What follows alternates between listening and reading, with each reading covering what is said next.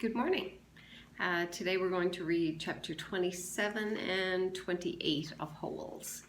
As we're reading, I want you to remember that an inference is when you're reading between the lines, when you're using the clues that are given to come to some sort of a decision about something or come to an understanding about something. So in this chapter, we continue to see Mr. Sir's displeasure with Stanley. And in your, on the PDF, it begins on page 51. Chapter 27. Stanley dug his shovel into the ground. His hole was about 3.5 feet deep in the center. He grunted as he pried up some dirt, then flung it off to the side. The sun was almost directly overhead. He glanced at his canteen lying beside his hole. He knew it was half full, but he didn't take a drink just yet. He had to drink sparingly because he didn't know who would be driving the water truck the next time it came.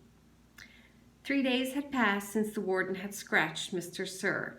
Every time Mr. Sir delivered water, he poured Stanley's straight onto the ground. Fortunately, Mr. Pendanski delivered the water more often than Mr. Sir. Mr. Pendanski was obviously aware of what Mr. Sir was doing because he always gave Stanley a little extra.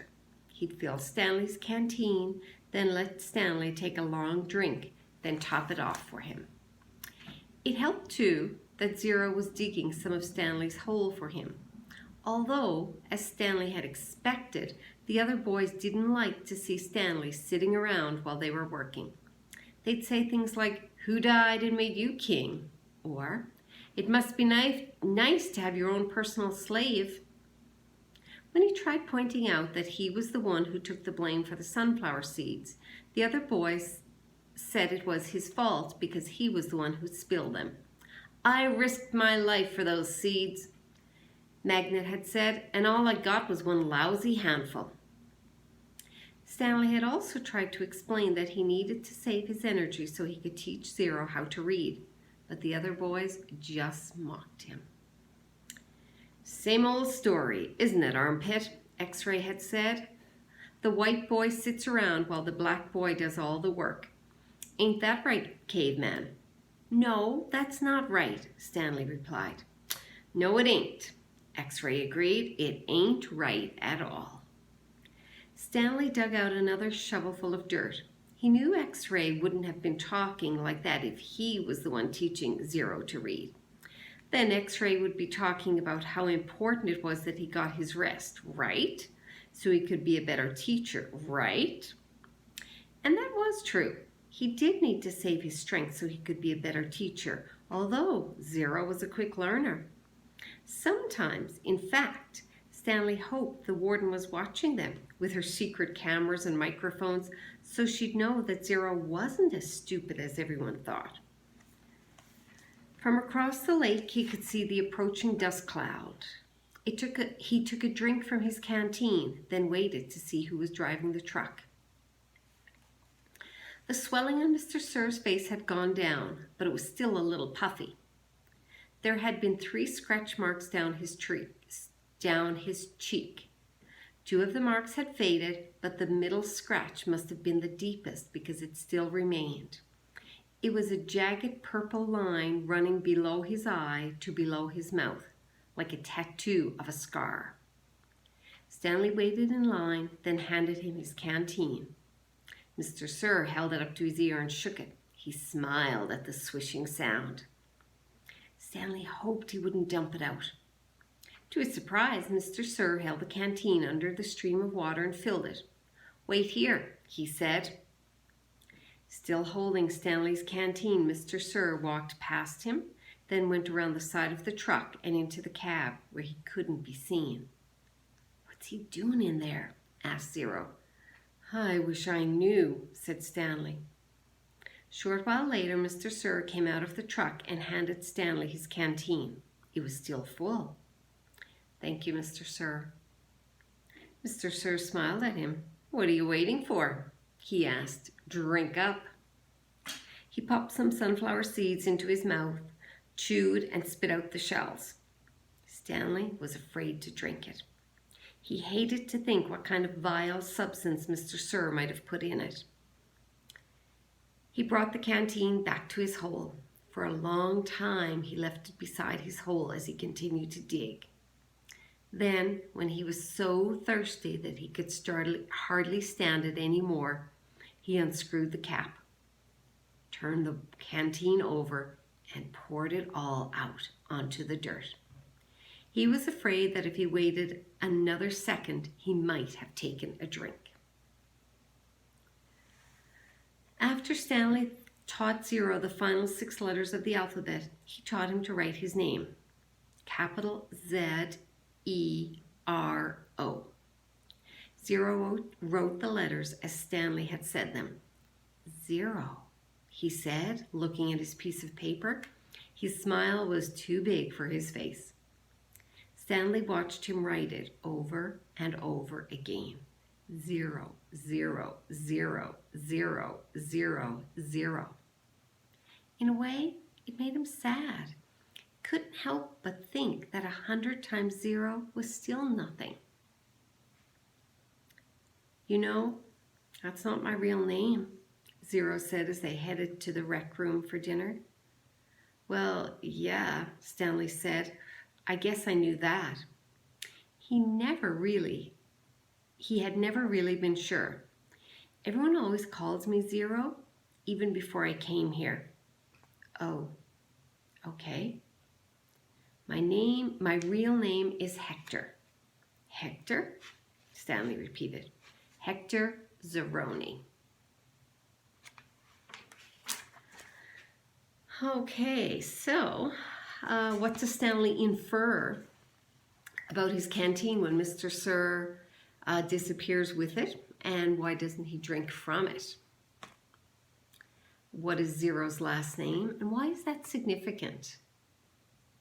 So think back to earlier in the novel, who else had that last name?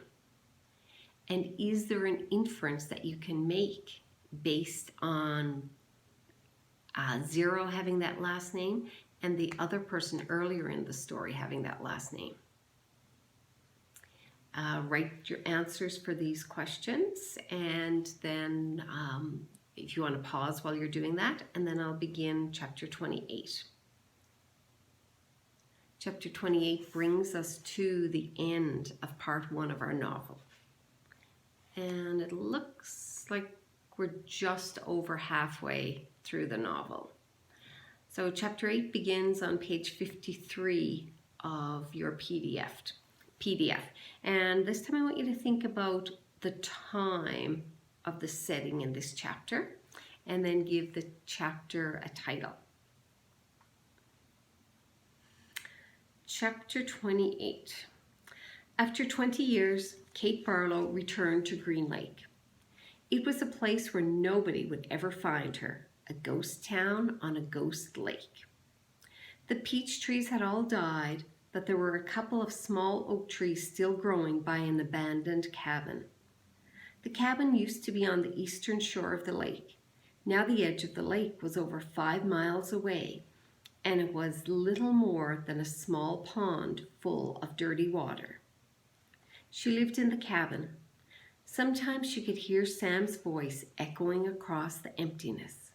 Onions, sweet fresh onions. She knew she was crazy. She knew she'd been crazy for the last 20 years.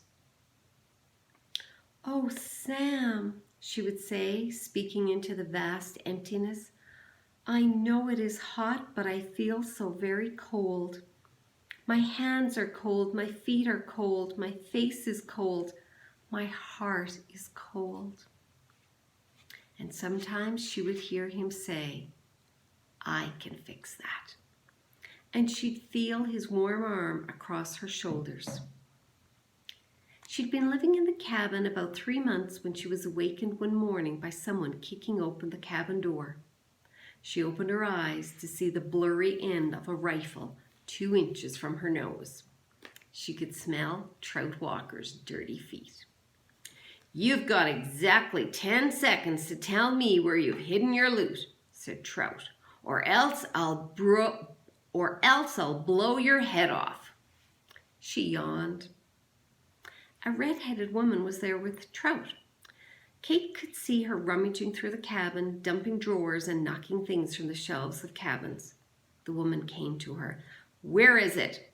she demanded. "Linda Miller?" asked Kate. "Is that you?" Linda Miller had been in the 4th grade when Kate Barlow was still a teacher. She had been a cute, freckled-faced girl with beautiful red hair. Now her face was blotchy and her hair was dirty and scraggly. "It's Linda Walker now," said Trout. "Oh, Linda, I'm so sorry," said Kate. Trout grabbed her throat with the rifle. "Where's the loot?" Trout jabbed her throat with the rifle. "Where's the loot?" "There is no loot," said Kate. "Don't give me that," shouted Trout. "You've robbed every bank from here to Houston." "You'd better tell him," said Linda. "We're desperate." "You married him for his money, didn't you, Linda?" asked Kate. Linda nodded. "But it's all gone. It dried up with the lake. The peach trees, the livestock. I kept thinking, it has to rain soon. The drought can't last forever. But it just keeps getting hotter and hotter and hotter." Her eyes fixed on the shovel, which was leaning up against the fireplace. "She's buried it," she declared. "I don't know what you're talking about," said Kate. There was a loud blast as Trout fired his rifle just above her head. The window behind her shattered. "Where's it buried?" he demanded. "Go ahead and kill me, Trout," said Kate. "But I sure hope you like to dig, 'cause you're going to be digging for a long time. It's a big, vast wasteland out there. You and your children and their children can dig for the next 100 years, and you'll never find it." Linda grabbed Kate's hair and jerked her head back. "Oh, we're not going to kill you," she said. "By the time we're finished with you, you're going to wish you were dead." "I've been wishing I was dead for the last 20 years, said Kate. They dragged her out of bed and pushed her outside. She wore blue silk pajamas. Her turquoise, studded black boots remained beside her bed. They loosely tied her legs together so she could walk, but she couldn't run. They made her walk barefoot on the hot ground. They wouldn't let her stop walking. "Not until you take us to the loot," said Trout. Linda hit Kate on the back of her legs with the shovel. "You're going to take us to it sooner or later, so you might as well make it sooner." She walked one way, then the other, until her feet were black and blistered. Whenever she stopped, Linda whacked her with the shovel. "I'm losing my patience," warned Trout. She felt the shovel jab into her back, and she fell onto hard dirt. "Get up," ordered Linda. Kate struggled to her feet. "We're being easy on you today," said Trout. "It's just going to keep getting worse and worse for you until you take us to it." "Look out!" shouted Linda. A lizard leaped toward them. Kate could see its big red eyes. Linda tried to help hit it with the shovel, and Trout shot at it, but they both missed. The lizard landed on Kate's bare ankle. Its sharp black teeth bit into her leg. Its white tongue lapped up the droplets of blood that leaked out of the wound. Kate smiled. There was nothing they could do to her anymore. "Start digging," she said. "Where is it?" Linda screeched. "Where'd you bury it?" Trout demanded. Kate Barlow died laughing. Okay, so think about the setting of this